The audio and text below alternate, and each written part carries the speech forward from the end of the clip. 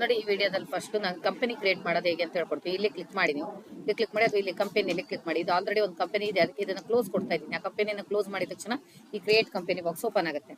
Already company ಇದ್ದಿದ್ರೆ direct ಆಗಿ open ಆಗೋದಿಲ್ಲ, ಅವಾಗ ಕ್ಲೋಸ್ ಕಂಪನಿಯನ್ನು ಕೊಟ್ಕೋಬೇಕು. ಇಲ್ಲಾಂದ್ರೆ ಈಗ ಹೊಸದಾಗಿ ನಾವು ರಚನೆ ಮಾಡಿದ್ವಿ ಕ್ರಿಯೇಟ್ ಕಂಪನಿಯನ್ನು ಕೊಟ್ಟು ಇಲ್ಲಿ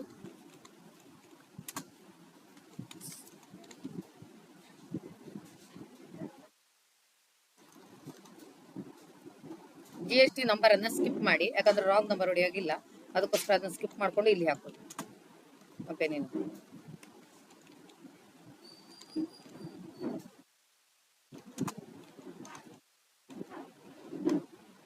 ನೆಕ್ಸ್ಟ್ ಅಡ್ರೆಸ್ ಅನ್ನ ಹಾಕೋಬೇಕು, ಹರ್ಷ ಸ್ಟೋರ್ ಎಲ್ಲಿದೆ ಅಂತ.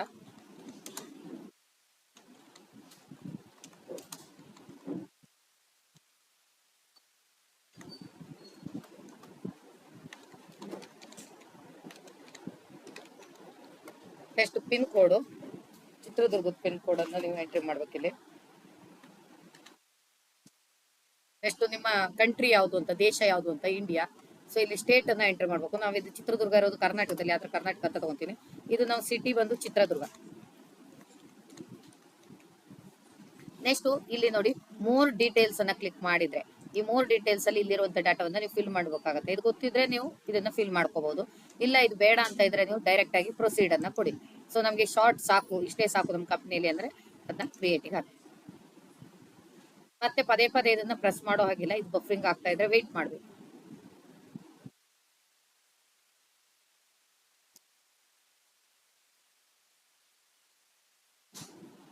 ಸ್ಟೋರ್ಸ್ ಅನ್ನ ನಾನು ಸೆಲೆಕ್ಟ್ ಮಾಡ್ಕೊಂಡಿದ್ದೀನಿ. ಈಗ ಬಂದು ಅಡ್ಮಿನಿಸ್ಟ್ರೇಷನ್ ಬರ್ತಾ ಇದ್ದೀನಿ. ಅಡ್ಮಿನಿಸ್ಟ್ರೇಷನ್ ಅಲ್ಲಿ ಮಾಸ್ಟರ್ಸ್ ಅಂತ ಇದೆ. ಅಡ್ಮಿನಿಸ್ಟ್ರೇಷನ್ ಒಳಗೆ ಮಾಸ್ಟರ್ಸ್ ಅಂದ್ರೆ ನೀವೇನು ಟ್ಯಾಲಿ ಪ್ರೈಮ್ ಅಲ್ಲಿ ಮಾಸ್ಟರ್ಸ್ ಕ್ರಿಯೇಟ್ ಅಂತ ಲೆಡ್ಜರ್ ಅಂಡರ್ ಅಂತ ಹೇಳ್ತೀರಿ, ಅದನ್ನ ಕ್ರಿಯೇಟ್ ಮಾಡ್ಲಿಕ್ಕೆ ಇಲ್ಲಿ ಯೂಸ್ ಮಾಡ್ತೀವಿ. ಸೊ ಇಲ್ಲಿ ಮಾಸ್ಟರ್ಸ್ ಒಳಗೆ ಅಕೌಂಟ್ಸ್ ಒಳಗೆ ನಮಗೆ ಆಡ್ ಬರುತ್ತೆ, ಮಾಡಿಫೈ ಬರುತ್ತೆ, ಲೀಸ್ಟ್ ಬರುತ್ತೆ. ಸೊ ಆಡ್ ಅಲ್ಲಿ ನಾವು ಹೊಸದನ್ನ ರಚನೆ ಮಾಡ್ಲಿಕ್ಕೆ, ಮಾಡಿಫೈ ಅಲ್ಲಿ ಮಾಡಿದ್ದನ್ನ ಏನಾದ್ರೂ ಚೇಂಜಸ್ ಮಾಡ್ಲಿಕ್ಕೆ, ಲೀಸ್ಟ್ ಅಲ್ಲಿ ನಾವು ಅದನ್ನ ನೋಡ್ಲಿಕ್ಕೆ. ಸೊ ಈಗ ನಾನು ಆಡ್ ಮಾಡ್ತಾ ಇದ್ದೀನಿ, ಯಾಕೆ ಹೊಸದಾಗಿ ಒಂದು ಟ್ರಯಲ್ ಬ್ಯಾಲೆನ್ಸ್ ಅನ್ನ ರೆಡಿ ಮಾಡ್ತಾ ಇದ್ದೀನಿ. ಆಡ್ ಅಲ್ಲಿ ನನಗೆ ಫಸ್ಟ್ ಬಂತು ಕಂಪ್ಯೂಟರ್ ಇಕ್ವಿಪ್ಮೆಂಟ್ಸ್. ಕಂಪ್ಯೂಟರ್ ಇಕ್ವಿಪ್ಮೆಂಟ್ಸ್ ಬಂದು ಪ್ರಿಂಟ್ ನೇಮ್ ಅಲ್ಲಿ ಏನ್ ಬರಬೇಕು ಅಂತ ಎಂಟ್ರಿ ಮಾಡಬೇಕು. ಗ್ರೂಪ್ಸ್ ಅಲ್ಲಿ ಏನು ಅಂತ, ಗ್ರೂಪ್ಸ್ ಆಲ್ರೆಡಿ ಡಿಫಾಲ್ಟ್ ಅಲ್ಲಿ ಇರುತ್ತೆ ಟ್ಯಾಲಿಯಲ್ಲಿ ಇದ್ದ ಹಾಗೆ ಇದನ್ನ ನಾನು ಫಿಕ್ಸ್ಡ್ ಅಸೆಟ್ಸ್ ಅಲ್ಲಿ ತಗೊಂತೀನಿ. ಸೊ ಇಲ್ಲಿ ನಾನು ಏನ್ ಮಾಡ್ಬೇಕು ಅಂದ್ರೆ ಅಮೌಂಟ್ ಅನ್ನ ಎಂಟ್ರಿ ಮಾಡ್ಬೇಕು. ಅದಕ್ಕೆ ಈ ತರ ಬಂದ್ರೆ ಡಿಪ್ರಿಸಿಯೇಷನ್ ಕೇಳುತ್ತೆ, ಯಾಕಂದ್ರೆ ಕಂಪ್ಯೂಟರ್ ಇಕ್ವಿಪ್ಮೆಂಟ್ಸ್ ಅಂತ ಕೊಟ್ಟಾಗ ಡಿಪ್ರಿಸಿಯೇಷನ್ ಹೋಗಿದೆಯಾ ಕೇಳುತ್ತೆ. ಸೊ ಡಿಪ್ರಿಸಿಯೇಷನ್ ಆಗಿದ್ರೆ ಡಿಪ್ರಿಸಿಯೇಷನ್ ಎಂಟ್ರಿ ಮಾಡ್ಲಿಕ್ಕೆ ಇರುತ್ತೆ. ಇಲ್ಲ ಅಂದ್ರೆ ನಾನು ಓಪನಿಂಗ್ ಬ್ಯಾಲೆನ್ಸ್ ಅನ್ನ ಹಾಕ್ತೀನಿ. ನಾನು ಯಾವುದೇ ಡಿಪ್ರಿಸಿಯೇಷನ್ ಅನ್ನ ತೆಗೆಯೋದಿಲ್ಲ, ಓಪನಿಂಗ್ ಬ್ಯಾಲೆನ್ಸ್ ಅನ್ನ ಹಾಕ್ತಾ ಇದ್ದೀನಿ. ಅದು ಡೆಬಿಟ್, ಯಾಕಂದ್ರೆ ನಮ್ಮ ಹತ್ರ ಕಂಪ್ಯೂಟರ್ ಇಕ್ವಿಪ್ಮೆಂಟ್ಸ್ ನಮ್ಮ ಹತ್ರ ಇರೋ ವಸ್ತು, ಅದರಿಂದ ಅದು ಡೆಬಿಟ್ ಅಲ್ಲಿ ಇರುತ್ತೆ. ಸೊ ಈಗ ನನಗೆ ಸೇವ್ ಮಾಡ್ಲಿಕ್ಕೆ ಇದರಲ್ಲಿ ಶಾರ್ಟ್ ಕಟ್ ಕೀ F2 ಅನ್ನ ತಗೋತೀನಿ. Next equipments of office,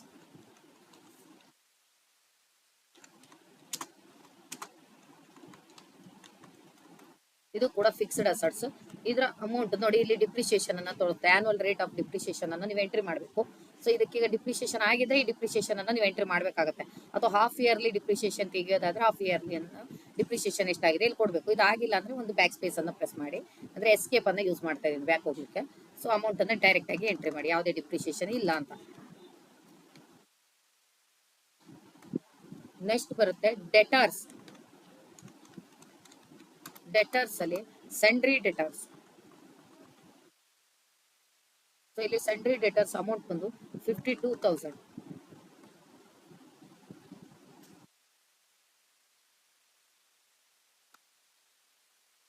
next cash ಅನ್ನೋದು ಆಲ್ರೆಡಿ ಡಿಫಾಲ್ಟ್ ಅಲ್ಲಿ ಇರುತ್ತೆ. ಸೊ ಅದರಿಂದ ನಾವು ಕ್ಯಾಶ್ ಅನ್ನ ಎಂಟ್ರಿ ಮಾಡೋ ಹಾಗಿಲ್ಲ. ಮುಂದೆ ನಾನು ಆ ಕ್ಯಾಶ್ ಅನ್ನ ಹೇಗೆ ಎಂಟ್ರಿ ಮಾಡಬೇಕು ತೋರಿಸ್ತೀನಿ. ನೆಕ್ಸ್ಟ್ ಕ್ಯಾಪಿಟಲ್ ಬಂದು ಕ್ಯಾಪಿಟಲ್ ಅಕೌಂಟ್ ಅಂಡರ್ ಅಲ್ಲಿ ಬಂಡವಾಳ ಖಾತೆ ಅಂಡರ್ ಅಲ್ಲಿ ನೀವು ಎಂಟ್ರಿ ಮಾಡಬೇಕಾಗುತ್ತೆ. ಸೊ ಬಂಡವಾಳ ಎಷ್ಟು ಹಾಕಿದ್ದಾರೆ ಅಂದ್ರೆ 6 lakh. ನಮ್ಮಿಂದ ಇದು ಹೊರಗೆ ಹೋಗೋ ಹಣ, ಆದ್ರಿಂದ ಇದು ಕ್ರೆಡಿಟೆಡ್. F2 ಸೇವ್ ಮಾಡ್ಲಿಕ್ಕೆ ಇರುವಂತಹ short cut key. Drawings on capital, drawings ಅಂದ್ರೆ ಬಿಸ್ನೆಸ್ ಅಲ್ಲಿ ಇರುವಂತಹ ಹಣವನ್ನು ನಮ್ಮ ಸ್ವಂತ ಖರ್ಚಿಗಾಗಿ ನಾವು ತಗೊಂಡ್ರೆ ಆ ಹಣವನ್ನು ಡ್ರಾಯಿಂಗ್ಸ್ ಅಂತ ಕರೀತಾರೆ. ಡ್ರಾಯಿಂಗ್ಸ್ ಅನ್ನ ಕ್ಯಾಪಿಟಲ್ ಅಕೌಂಟ್ ಅಂಡರ್ ಅಲ್ಲಿ ಎಂಟ್ರಿ ಮಾಡ್ತಾರೆ.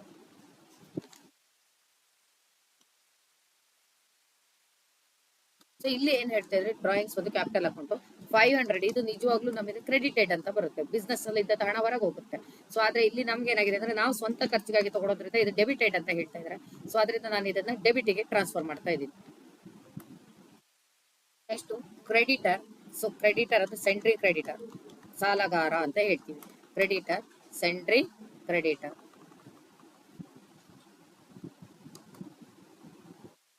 ಅಮೌಂಟ್ ಬಂದು 5500.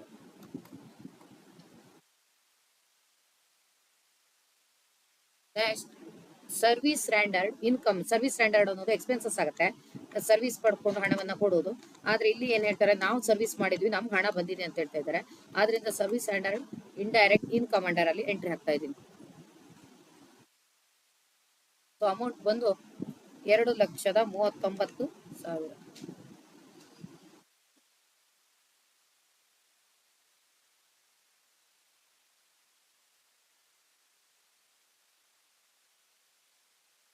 Next rent paid.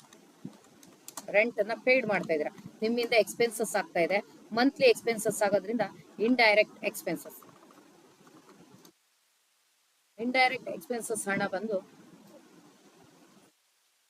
16,000.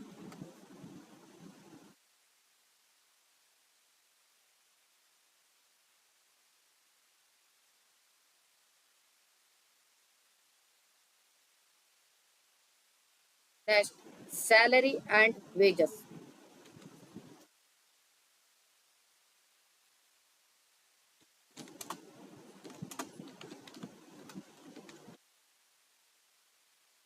Indirect expenses 5,900. All expenses and losses, business ಅಲ್ಲಿ ಆಗುವಂತ ಖರ್ಚುಗಳು. ಯುಟಿಲಿಟಿ ಎಕ್ಸ್ಪೆನ್ಸಸ್, ಇತರೆ ಖರ್ಚುಗಳು ಅಂತ ಹೇಳ್ತೀವಿ. ಇತರೆ ಖರ್ಚುಗಳು ಅದು ಕೂಡ ಇಂಡೈರೆಕ್ಟ್ ಎಕ್ಸ್ಪೆನ್ಸಸ್ ಅಂಡರ್ ಅಲ್ಲಿ ಬರುತ್ತೆ, 5,600. ಸೊ ಈಗ ನಾವು ಒಂದನ್ನ ಡಿಫಾಲ್ಟ್ ಅಲ್ಲಿ ಇಟ್ಬಿಟ್ಟಿದೀವಿ, ಕ್ಯಾಶ್ ಅನ್ನೋದು ಎಂಟ್ರಿ ಆಗಿರಲ್ಲ. ಸೊ ಅಂತ ಸಂದರ್ಭದಲ್ಲಿ ಮಾಡಿಫೈಗೆ ಬರಬೇಕು ನೀವು. ಸೊ ನೆಕ್ಸ್ಟ್ ನಾನು ಅಕೌಂಟ್ ಅಲ್ಲಿ ಮಾಡಿಫೈ ಅಲ್ಲಿ ಇದ್ದೀನಿ. ಮಾಡಿಫೈ ಅಲ್ಲಿ ನಾನು ಕ್ಯಾಶ್ ಅನ್ನ ಮಾಡಿಫೈ ಮಾಡ್ತಾ ಇದ್ದೀನಿ. ಸೊ ಇಲ್ಲಿ ಕ್ಯಾಶ್ ಅನ್ನ ತಗೊಂತಾ ಇದ್ದೀನಿ. ಕ್ಯಾಶ್ ತಗೊಂಡು ಕ್ಯಾಶ್ ಇನ್ ಹ್ಯಾಂಡ್ ಅಂಡರ್ ಅಲ್ಲಿ ಎಂಟ್ರಿ ಆಗುತ್ತೆ. ಸೊ ಇದರ ಅಮೌಂಟ್ ಬಂದು 5,44,500 rupees. ಸೊ ಇಲ್ಲಿ ಎಂಟ್ರಿ ಮಾಡ್ತಾ ಇದ್ದೀನಿ. ಸೊ ಇದು ಡೆಬಿಟ್ ಕ್ರೆಡಿಟ್ ಅಂತ ನೋಡ್ಬೇಕು. ಕ್ಯಾಶ್ ನಮ್ಮ ಹತ್ರ ಇರುವಂತಹ ಹಣ ಆದ್ರಿಂದ ಇದು ಡೆಬಿಟ್ ಆಗಿರುತ್ತೆ. ಸೊ ಅದರಿಂದ ಇಲ್ಲಿ ಡೆಬಿಟ್ ಅಲ್ಲಿ ಎಂಟ್ರಿ ಮಾಡಿದ್ದೀನಿ. ಸೊ ಈಗ ನಮಗೆ ವಾಪಸ್ ನಾನು ಅಡ್ಮಿನಿಸ್ಟ್ರೇಷನ್ ಹತ್ರ ಬಂದಿದ್ದೀನಿ. ಟ್ರಾನ್ಸಾಕ್ಷನ್ಸ್ ಅಲ್ಲಿ ನಾವು ಏನ್ ಮಾಡ್ಬೇಕು, ವೋಚರ್ಸ್ ಎಂಟ್ರಿ ಮಾಡ್ಬೇಕಾದ್ರೆ ಟ್ರಾನ್ಸಾಕ್ಷನ್ ಅನ್ನ ಯೂಸ್ ಮಾಡುವಂಥದ್ದು. ನೆಕ್ಸ್ಟ್ ನಾವು ಡಿಸ್ಪ್ಲೇಗೆ ಹೋಗ್ತೀವಿ. ಡಿಸ್ಪ್ಲೇ ಅಲ್ಲಿ ನನಗೆ ಟ್ರಯಲ್ ಬ್ಯಾಲೆನ್ಸ್ ರಿಪೋರ್ಟ್ ಬೇಕು. ಸೊ ಇಲ್ಲಿ ಟ್ರಯಲ್ ಬ್ಯಾಲೆನ್ಸ್ ರಿಪೋರ್ಟ್ ಅನ್ನ ತಗೊಂತಾ ಇದ್ದೀನಿ ನಾನು.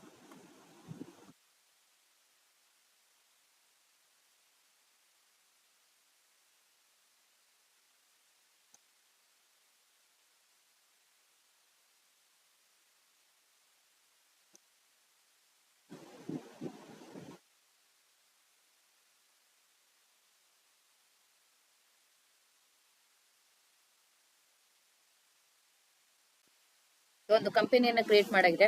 ಕಂಪನಿಯನ್ನ ಕ್ರಿಯೇಟ್ ಮಾಡಿದ್ಮೇಲೆ ನಾವು ಬ್ಯಾಲೆನ್ಸ್ ಶೀಟ್ ಅನ್ನ ಹೇಗೆ ಬಿಸಿ ಸಾಫ್ಟ್ವೇರ್ ಅಲ್ಲಿ ಕ್ರಿಯೇಟ್ ಮಾಡಬೇಕು ಅಂತ ನೋಡೋಣ. ಮೊದಲಾಗಿ ಅಡ್ಮಿನಿಸ್ಟ್ರೇಷನ್ ಒಳಗೆ ಮಾಸ್ಟರ್ಸ್ ಅಂತ ಇದೆ. ಈ ಮಾಸ್ಟರ್ಸ್ ಅನ್ನ ಏರೋ ಕೀ ಅನ್ನ ಯೂಸ್ ಮಾಡಿ ಆದಷ್ಟು ನೀವು ಮೌಸ್ ಅನ್ನ ಕಡಿಮೆ ಮಾಡಬೇಕು. ಮಾಸ್ಟರ್ಸ್ ಅಲ್ಲಿ ಅಕೌಂಟ್ ಅಂತ ಇದೆ. ಸೊ ಇಲ್ಲಿ ನಾನು ಅಕೌಂಟ್ ಅನ್ನು ತಗೊಂತಾ ಇದ್ದೀನಿ. ಅಕೌಂಟ್ ಅಲ್ಲಿ ನಾನು ಆಡ್ ಅನ್ನು ತಗೊಂತಾ ಇದ್ದೀನಿ. ಸೊ ಆಡ್ ಅಲ್ಲಿ ನನಗೆ ಅಸೆಟ್ಸ್ ಮತ್ತೆ ಲಯಬಿಲಿಟಿಯನ್ನ ಎಂಟ್ರಿ ಮಾಡಬೇಕು. ಅಸೆಟ್ಸ್ ಮತ್ತೆ ಲಯಬಿಲಿಟಿ ಎಂಟ್ರಿನ ಮಾಡಬೇಕಾದ್ರೆ ಸೊ ಮೊದಲನೇದಾಗಿ ಶೇರ್ ಕ್ಯಾಪಿಟಲ್ ಆನ್ ಬಿಸ್ನೆಸ್ಗೆ ಹಾಕಿರುವಂತ ಬಂಡವಾಳ, ಇದನ್ನ ಹೇಗೆ ಕ್ರಿಯೇಟ್ ಮಾಡಬೇಕು ಅಂತ.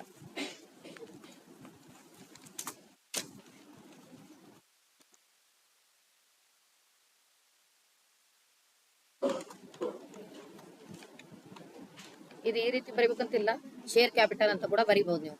ಆಯ್ತಾ. ನೆಕ್ಸ್ಟ್ ಗ್ರೂಪ್ಸ್ ಅಲ್ಲಿ ಬಂದು ಬಿಸ್ನೆಸ್ಗೆ ಹಾಕಿರೋ ಬಂಡವಾಳವನ್ನ ಕ್ಯಾಪಿಟಲ್ ಅಂತ ಕರೀತಾರೆ. ಕ್ಯಾಪಿಟಲ್ ಅಕೌಂಟ್ ಅಂಡರ್ ಅಲ್ಲಿ ಎಂಟ್ರಿ ಮಾಡಿ. ಸೊ ಅಮೌಂಟ್ ಬಂದು 5 lakh ಅಮೌಂಟ್ ಇದೆ. ಸೊ 5 lakh ಅನ್ನ ಇಲ್ಲಿ ಎಂಟ್ರಿ ಮಾಡಿ. ಸೊ ಇವಾಗ ನೀವು ವೆರಿ ಇಂಪಾರ್ಟೆಂಟ್ ತಿಳ್ಕೊಬೇಕಾಗಿರೋದು, ಇಲ್ಲಿ ಅಮೌಂಟ್ ಅನ್ನ ಎಂಟ್ರಿ ಮಾಡಿದ ತಕ್ಷಣ ಇದು ಡೆಬಿಟಿಗೆ ಹೋಗ್ತಾ ಇದೆಯಾ ಕ್ರೆಡಿಟ್ ಟ್ರಾನ್ಸ್ಫರ್ ಆಗ್ತಾ ಇದೆಯಾ ಅಂತ. ಸೊ ನಾವು ಬಿಸ್ನೆಸ್ಗೆ ಹಾಕಿರೋ ಬಂಡವಾಳ ನಮ್ಮಿಂದ ಹೊರಗೆ ಹೋಗೋದ್ರಿಂದ ಇದು ಕ್ರೆಡಿಟ್ ಎಂಟ್ರಿಯಲ್ಲಿ ಬರಬೇಕು. ಸೊ ಕ್ರೆಡಿಟ್ ಎಂಟ್ರಿಯಲ್ಲಿ ಬಂದಿದೆ, ಚೆಕ್ ಮಾಡಬೇಕು. ಚೆಕ್ ಮಾಡಿದ ನಂತರ ಇಲ್ಲಿ ನಮಗೆ ಫಿಲ್ ಮಾಡ್ಲಿಕ್ಕೆ ಅಡ್ರೆಸ್ ಫಿಲ್ ಮಾಡ್ಲಿಕ್ಕೆ ಇರುತ್ತೆ. ಅಡ್ರೆಸ್ ಇದ್ರೆ ಅಡ್ರೆಸ್ ಅನ್ನ ಫಿಲ್ ಮಾಡಬಹುದು. GST ನಂಬರ್ ಇದ್ರೆ ಆ ಇದ್ರದ್ದು GST ನಂಬರ್ ಅನ್ನ ಎಂಟ್ರಿ ಮಾಡಬಹುದು. ಆಧಾರ್ ನಂಬರ್ ಅನ್ನ ಎಂಟ್ರಿ ಮಾಡಬಹುದು. ಈ ರೀತಿ ಎಂಟ್ರಿ ಮಾಡ್ತಾ ಹೋಗಬಹುದು. ಸೊ ನಮ್ಗೆ ಏನು ಇಲ್ಲ ಅಂದ್ರೆ F2 ಅನ್ನ ಪ್ರೆಸ್ ಮಾಡ್ಕೊಳ್ಳಿ, ಸೇವ್ ಮಾಡಿ. ಅದೇ ರೀತಿಯಾಗಿ ನೆಕ್ಸ್ಟ್ ಲೋನ್ ಫ್ರಾಮ್ ಡೈರೆಕ್ಟರ್ಸ್ ಅಂತ ಇದೆ. ಲೋನ್ ಫ್ರಾಮ್ ಡೈರೆಕ್ಟರ್ಸ್ ಅಲ್ಲಿ ವ್ಯಕ್ತಿಯ ಮೇಲೆ ಕೊಟ್ಟಂತ ಲೋನ್ ಯಾವಾಗ್ಲೂ ಅನ್ಸೆಕ್ಯೂರ್ಡ್ ಲೋನ್ ಆಗಿರುತ್ತೆ. ಆದ್ರಿಂದ ಇಲ್ಲಿ ಅನ್ಸೆಕ್ಯೂರ್ಡ್ ಲೋನ್ ಅಂಡರ್ ಅಲ್ಲಿ ಇದನ್ನ ಎಂಟ್ರಿ ತಗೋಬೇಕು. ಸೊ ಬಂದು 3,17,000. ಸೊ ಇಲ್ಲಿ ಇದು ಕ್ರೆಡಿಟ್ ಎಂಟ್ರಿ. ಸೊ ಎಲ್ಲವೂ ಕೂಡ ನಾನು ಇವಾಗ ಎಂಟ್ರಿ ಮಾಡ್ತಿರೋ ಎಲ್ಲ ಇದು ಕೂಡ ಲಯಬಿಲಿಟಿ ಅಂದ್ರೆ ಹೊಣೆಗಾರಿಕೆ ಅಂದ್ರೆ ನಮ್ಮಿಂದ ಹೊರಗೆ ಹೋಗ್ತಕ್ಕಂತ ಹಣ. ಆದ್ರಿಂದ ಇಲ್ಲಿ ಕ್ರೆಡಿಟ್ ಅಲ್ಲಿ ಎಲ್ಲವೂ ಎಂಟ್ರಿ ಆಗುತ್ತೆ. Next provision for depreciation. For depreciation ಅಂತ ಹಾಕಿರ್ತೀನಿ. ಡಿಪ್ರಿಸಿಯೇಷನ್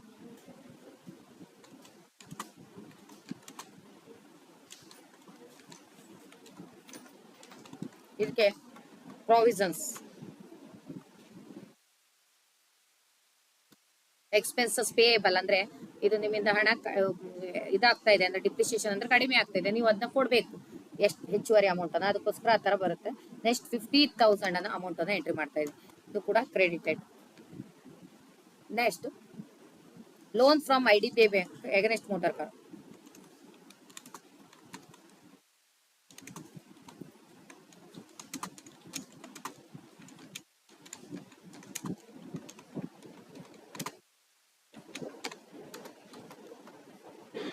ಸೆಕ್ಯೂರ್ಡ್ ಲೋನ್ ವ್ಯಕ್ತಿಯ ಮೇಲೆ ಕೊಟ್ಟಂತ ಲೋನ್ ಹೇಗೆ ಅನ್ಸೆಕ್ಯೂರ್ಡ್ ಆಗುತ್ತೋ ಹಾಗೆ ವೆಹಿಕಲ್ ಮೇಲೆ ಕೊಟ್ಟಂತ ಲೋನ್ ಸೆಕ್ಯೂರ್ಡ್ ಲೋನ್. ಯಾಕಂದ್ರೆ ಕಟ್ಲಿಲ್ಲ ಅಂದ್ರೆ ನಾವು ಲೋನ್ಗೆ ಕಾರ್ ಅನ್ನು ತಗೊಂಡು ಹೋಗ್ಬೋದು.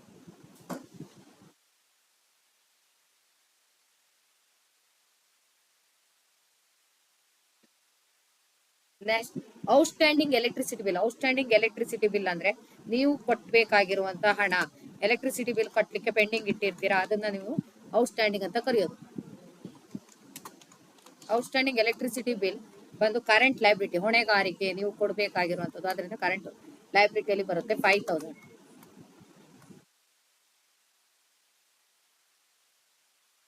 Next outstanding telephone charges.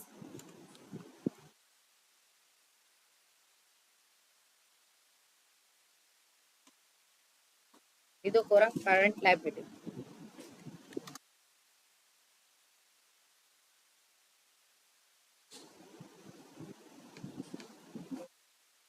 Next deposit for premises, deposit ಮಾಡಿರುವಂತ ಹಣ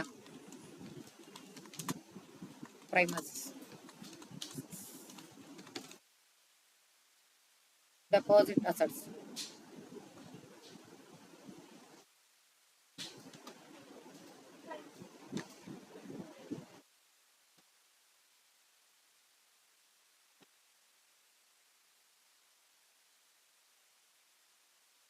ನೆಕ್ಸ್ಟ್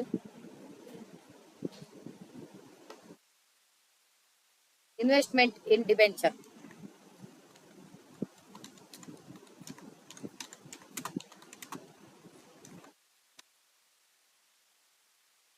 ಇನ್ವೆಸ್ಟ್ಮೆಂಟ್ ಅಕೌಂಟ್ಸ್ ಅಮೌಂಟ್ ಬಂದು 1 lakh. Next motor car fixed assets. Depreciation ಇದ್ರೆ ಡಿಪ್ರಿಸಿಯೇಷನ್ ಎಂಟ್ರಿ ಮಾಡಿ, ಇಲ್ಲ ಅಂದ್ರೆ ಡೈರೆಕ್ಟ್ ಆಗಿ ಒಂದು ಎಸ್ಕೇಪ್ ಅನ್ನ ಪ್ರೆಸ್ ಮಾಡಿ ಅಮೌಂಟ್ ಅನ್ನ ಎಂಟ್ರಿ ಮಾಡಿ.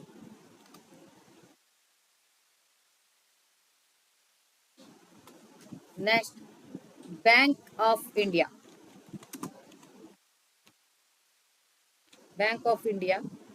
ಬ್ಯಾಂಕ್ ಅಕೌಂಟ್ಸ್ ಅಮೌಂಟ್ ಬಂದು 2,18,000. ಇದು ಕೂಡ ಡೆಬಿಟ್ ಅಮೌಂಟ್. ನೆಕ್ಸ್ಟ್ ಕ್ಯಾಶ್ ಬಂದಿದೆ. ಸೊ ಕ್ಯಾಶ್ ಅನ್ನ ನಾವು ಎಂಟ್ರಿ ಹಾಕಕ್ಕೆ ಮಾಡಿಫೈಗೆ ಹೋಗ್ಬೇಕು. ಇಲ್ಲಿ ಒಂದು ಕ್ಲೋಸಿಂಗ್ ಸ್ಟಾಕ್ ಅನ್ನ ಎಂಟ್ರಿ ಮಾಡಬೇಕು. ಕ್ಲೋಸಿಂಗ್ ಸ್ಟಾಕ್ ಅಂಡರ್ ಬಂದು stock in hand.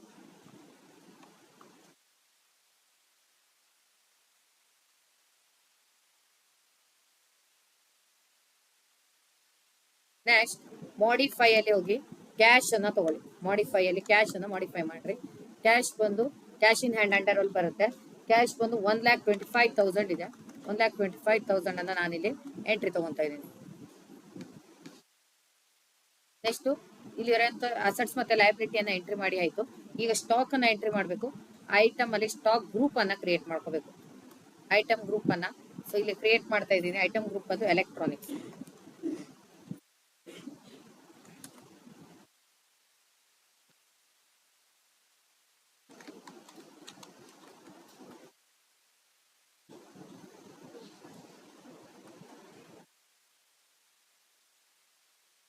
Primary group ಅಂತ ಇದೆ, ಇದನ್ನ ಎಸ್ ಮಾಡ್ಕೋಬೇಕು.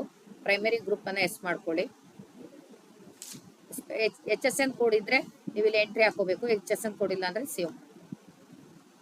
Next unit. ಯೂನಿಟ್ ಅಲ್ಲಿ ಆಲ್ಮೋಸ್ಟ್ ಮಾಡಿಫೈ ಅಲ್ಲಿ ತೋರಿಸ್ತಾ ಇದ್ದೀನಿ. ಇಲ್ಲಿ ನಿಮಗೆ ತುಂಬಾ ಯೂನಿಟ್ಸ್ ಗಳು ಆಲ್ರೆಡಿ ಕ್ರಿಯೇಟ್ ಆಗಿರುತ್ತೆ. ಇದು ಬಿಟ್ಟು ಬೇರೆ ಕ್ರಿಯೇಟ್ ಮಾಡ್ಬೇಕಂದ್ರೆ ಮಾಡ್ಬೇಕು. ನನಗೆ ಇಲ್ಲಿ ಪೀಸಸ್ ಬೇಕಾಗಿರೋದು ಆಲ್ರೆಡಿ ಇಲ್ಲಿ ಕ್ರಿಯೇಟ್ ಅಲ್ಲಿ ಇದೆ, ಆದ್ರಿಂದ ನಾನು ಮತ್ತೆ ಪುನಃ ಕ್ರಿಯೇಟ್ ಅಲ್ಲಿ ಹೋಗೋದಿಲ್ಲ. ಸೊ ಅದ್ರ ಬದಲಾಗಿ ನಾನು ಎಲ್ಲಿಗೆ ಹೋಗ್ತಾ ಇದ್ದೀನಿ ಅಂದ್ರೆ ಸ್ಟಾಕ್ ಐಟಮ್ ಕ್ರಿಯೇಟ್ ಗೆ ಹೋಗ್ತಾ ಇದ್ದೀನಿ. ಸ್ಟಾಕ್ ಐಟಮ್ ಕ್ರಿಯೇಟ್ ಅಲ್ಲಿ ಆಡ್ ಮಾಡ್ತಾ ಇದ್ದೀನಿ.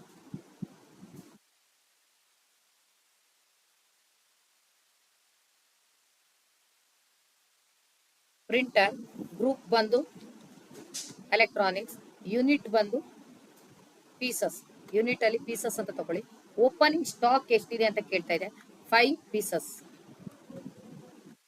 ವ್ಯಾಲ್ಯೂ ಎಷ್ಟು, ಓಪನಿಂಗ್ ಸ್ಟಾಕಿನ ವ್ಯಾಲ್ಯೂ ಎಷ್ಟು ಅಂದ್ರೆ 5 pieces 10,000 rupees. G S T ಇದ್ರೆ ಜಿ ಎಸ್ ಟಿ ನಂಬರ್ ಅನ್ನ ಎಂಟರ್ ಮಾಡಬೇಕು, ಜಿ ಎಸ್ ಟಿ ಅನ್ನ ಎಂಟರ್ ಮಾಡಬೇಕು. ನಾನು ನನ್ನ ಅಂತ ಕೊಡ್ತಾ ಇದ್ದೀನಿ. ಸೊ ಇಲ್ಲಿ ಸೇಲ್ಸ್ ಪ್ರೈಸ್ ಇದ್ರೆ ಬೇರೆ ಹಾಕೋಬೇಕು. ನೀವು ಪರ್ಚೇಸ್ ಮಾಡಿದ ಪ್ರೈಸ್ ಅನ್ನ ಇಲ್ಲಿ ಎಂಟ್ರಿ ಮಾಡಬೇಕು. ಆದ್ರೆ real MRP maximum retail price ಅನ್ನ ಎಂಟ್ರಿ ಮಾಡಬೇಕಾಗುತ್ತೆ. ಸೊ ಇದು ಯಾವುದು ಗೊತ್ತಿಲ್ಲ ನಮಗೆ ಅಂದ್ರೆ ಇದನ್ನ ಡೈರೆಕ್ಟ್ ಆಗಿ F2 ಹೊಡೆದು ಸೇವ್ ಮಾಡ್ಕೊಳ್ಳಿ. Next scanner.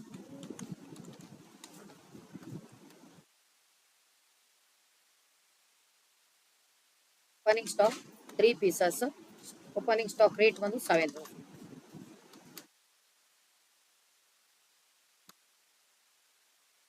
Next monitor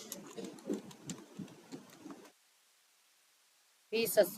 opening stock ಬಂದು 5 ಪೀಸಸ್. ರೇಟ್ ಆಫ್ ಬಂದು 5,500.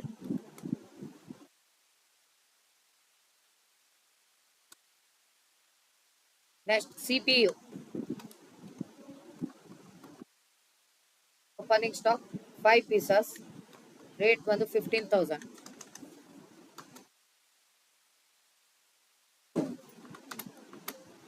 Next keyboard.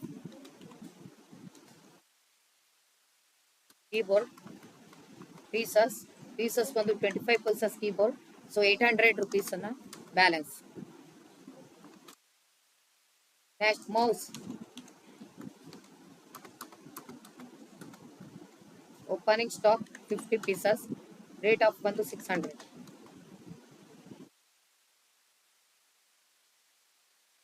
ನೆಕ್ಸ್ಟ್ ರಾ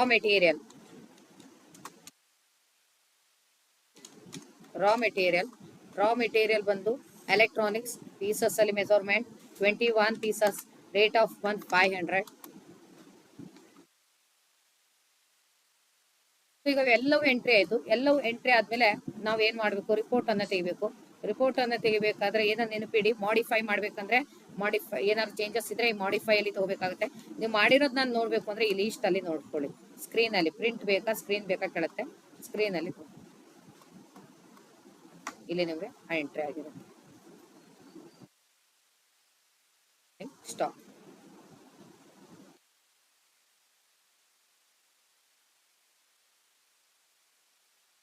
ಅದೇ ರೀತಿಯಾಗಿ ಡಿಸ್ಪ್ಲೇಗೆ ಹೋಗಿ, ಡಿಸ್ಪ್ಲೇ ಅಲ್ಲಿ ಡೇ ಬುಕ್, ಅಕೌಂಟ್ಸ್ ಬುಕ್ ಒಳಗೆ ಡೇ ಬುಕ್ ಅನ್ನ ಓಪನ್ ಮಾಡಿ.